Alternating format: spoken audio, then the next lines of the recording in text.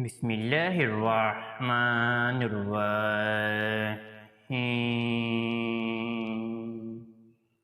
شروع اللہ کے نام سے جو بہت بڑا مہربان نہایت رحم والا ہے۔ میں گواہی دیتا ہوں کہ اللہ رب العزت کے سوا کوئی بھی عبادت کے لائق نہیں، اور محمد صلی اللہ علیہ وآلہ وسلم اللہ کے بندے اور آخری رسول ہیں۔ معزز ناظرین و سامعین، آپ سب میرے پیارے بہنوں اور میرے پیارے بھائیوں کو میری طرف سے پہلے السلام علیکم ورحمۃ اللہ وبرکاتہ، اور میں یہ امید کرتا ہوں کہ آپ سب اللہ رب العالمین کی خیر و عافیت میں ہوں گے۔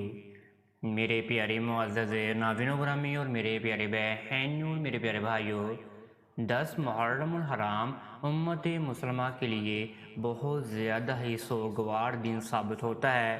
یہ دن جو ہے، اس دن میں جتنی بھی نوافل ادا کیے جائیں، جتنی بھی عبادت کی جائے اتنی ہی کم ہے۔ ہمیں چاہیے کہ ہم آخری پیغمبر حضرت محمد صلی اللہ علیہ وآلہ وسلم کی ذات اقدس پر اور ان کی آل اور ان کی امت پر درود ابراہیمی کا کثرت سے جو نذرانہ ہے ہم پیش کریں، جس کی بدولت ہماری جو بھی پریشانی ہے وہ ختم ہو جائیں گی۔ اللہ رب العالمین ہماری غیبانہ مدد بھی عطا فرمائیں گے۔ آج کا یہ بہت ہی مجرب وظیفہ 10 محرم الحرام کو آپ نے ادا کرنا ہے۔ اس وظیفے کو ادا کرنے سے پہاڑ جتنی مشکلات بھی جو ہے وہ منٹوں میں ختم ہو جاتی ہے۔ ہر ناممکن کام ممکن میں بدل جاتا ہے۔ جیسا چاہتے ہیں ویسا ہی ہونا شروع ہو جاتا ہے۔ آپ نے یہ وظیفہ 10 محرم الحرام کو ایک پانی کے گلاس کے اوپر قل هو اللہ احد پڑھنی ہے، یعنی کہ آپ نے سورہ اخلاص کو پڑھنا ہے۔ جس طریقے سے اور جس عمل پر میں آپ کو عمل درآمد کرنے کا کہوں گا، آپ نے ویسے ہی پڑھنا ہے، اور آپ نے ویسے ہی اس عمل کو ادا کرنا ہے، تو انشاءاللہ آپ کی سب پریشانیاں، مصیبتیں، انگزائٹی، رنج و غم، ڈپریشن سے جو ہے وہ آپ نجات حاصل کر جائیں گے۔ آپ کی جو بھی حاجت روائی ہوگی وہ انشاءاللہ فوراً قبول و منظور ہو جائے گی۔ آپ جب وظیفہ کرتے ہی ہوں گے تب ہی آپ کو کوئی نہ کوئی خوشخبری ملنا شروع ہو جائیں گی، اور جب آپ جائے نماز سے اٹھیں گے اور جب اپنے مقصد پر آپ جو ہے وہ چلیں گے، تو انشاءاللہ جب آپ مقصد پر چلیں گے آپ کوشش کریں گے وہ آپ کی جو مشکلات ہیں وہ بھی حل ہو جائیں گی، آپ کی دعا بھی جو ہے وہ قبول و منظور ہو جائے گی، جس کے لیے آپ نے اس وظیفے کو ادا کیا ہے۔ آپ نے صرف و صرف یہ وظیفہ اللہ رب العالمین پر ایمان رکھ کر اور یقین رکھ کر آپ نے ادا کرنا ہے کہ اللہ رب العالمین کے سوا میری کوئی بھی دعا جو ہے وہ قبول و منظور نہیں کر سکتا۔ اللہ رب العالمین ہی میری دعا کو قبول و منظور کرنے والے ہیں۔ آئے میں اب آپ کو وظیفہ ترتیب سے سمجھا دیتا ہوں۔ آپ نے یہ وظیفہ آخر تک لازمی دیکھنا ہے، اور آپ نے اس وظیفے پر عمل بھی ضرور کرنا ہے۔ انشاءاللہ پھر آپ کو اس وظیفے سے بہت زیادہ فائدہ حاصل ہوگا۔ وظیفہ بتانے سے پہلے آپ سب میرے پیارے ناظرین اور میرے پیارے بہنوں، میرے پیارے بھائیوں سے ایک چھوٹی سی گزارش کرنا چاہتے ہیں۔ اگر آپ ہمارے چینل کامیاب وظائف کی دنیا پر نیو آئے ہیں تو آپ سب سے پہلے چینل کو سبسکرائب کر دیجئے اور بیل کے آئیکن کو دبا دیجئے، کیونکہ آنے والی ہر ویڈیو کی نوٹیفیکیشن آپ سب میرے پیارے ناظرین اور میرے پیارے بہنوں اور میرے پیارے بھائیوں کو بر وقت مل سکے۔ آپ میرے پیارے ناظرین اور میرے پیارے بہنوں اور میرے پیارے بھائیوں نے یہ وظیفہ 10 محرم الحرام کو عصر کی نماز کے بعد ادا کرنا ہے۔ آپ نے سب سے پہلے عصر کی نماز ادا کر لینی ہے۔ عصر کی نماز کو ادا کرنے کے بعد آپ نے اسی جگہ پر قیام کر لینا ہے، آپ نے اسی جگہ پر بیٹھ جانا ہے، اور آپ نے اپنے سامنے ایک پانی کا گلاس لے کر رکھ لینا ہے جو کہ شیشے کا گلاس ہوگا۔ پھر آپ نے سب سے پہلے اپنے ذہن و گمان کو باندھنا ہے کہ آپ میرے پیارے ناظرین اور میرے پیارے بہن اور میرے پیارے بھائیوں نے اس وظیفے کو، اس عمل کو آپ نے کیوں ادا کرنا ہے۔ رشتے کا مسئلہ ہے، نکاح میں رکاوٹ آ رہی ہے، کاروبار نہیں ہے، سسرال والوں کو قابو کرنا ہے، شوہر کو قابو کرنا ہے، ویزے میں رکاوٹ ختم کرنی ہے، یا آپ نے کسی دشمن سے نجات حاصل کرنی ہے، یا میری پیاری بہنوں نے ساس سے نجات حاصل کرنی ہے، دیورانی سے نجات حاصل کرنی ہے، آپ نے دولت مند بننا ہے، رزق اور برکت حاصل کرنی ہے۔ جو بھی آپ کی پریشانی ہے، زندگی میں آپ کو کوئی نہ کوئی پریشانی ضرور ہوتی ہے، جو کہ آپ ختم کرنے کے لیے جو ہے وہ آپ ادھر ادھر ہاتھ مارتے ہیں، آپ کی وہ پریشانیاں ختم نہیں ہوتی۔